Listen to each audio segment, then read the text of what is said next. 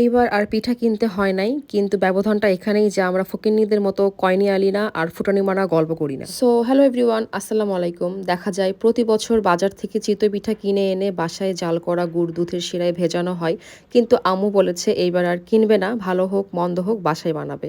So যেই বলা সেই কাজ, দেখতেই পাচ্ছেন চাল ভেজানো হয়েছে। এখানে আতপ চাল, ভাতের চাল ও পোলাওয়ের চাল একত্রে ভিজিয়ে রাখা হয়েছিল প্রায় 9 থেকে 10 ঘন্টা। এখন এই ভেজানো চালগুলো ব্লেন্ডারের সাহায্যে ব্লেন্ড করে নিবে খুব সুন্দর করে। অপরদিকে দুধ চাল করা হচ্ছে। এইদিকে সব চাল আম্মু ব্লেন্ডও করে নিয়েছে, একদম স্মুথ একটা পেস্ট হবে। এরই মধ্যে এত সুন্দর করে সর পড়েছে দুধের উপর, যা তুলতে গিয়ে আমি হাতে ছ্যাঁতকা খাইছি। যাই হোক, এখন মেইন কাজ পিঠা বানানোর, যার জন্য প্রথমেই এই মাটির তাওয়াটা দেখছিলাম, কিন্তু আম্মু বানাবে লোহার কড়াইয়ে।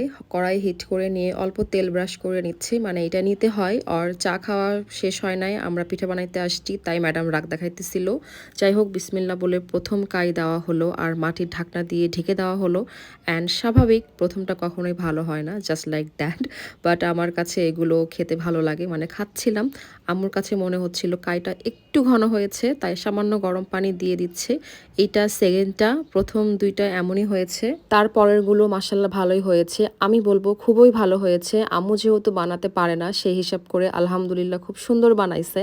বলতে পিঠা ফুলার চেয়ে বড় কথা, পিঠায় অনেক ছিদ্র ও অনেক জালি জালি ছিল মাসাল্লাহ। নেক্সট অফ ক্যামেরায় আমি গুড় কেটে নিয়ে জাল করছিলাম। এখানে একটা কথা খুব বলতে ইচ্ছে করছে, ওই ব্যক্তিকে তো বলতে পারি নাই। যাই হোক, একজনকে বলতে শুনেছি, আমরা গুড়টা গলাই বা জাল করি পুরাটাই দুধের মধ্যে। দুধের মধ্যে গুড় কে গলায় ভাই?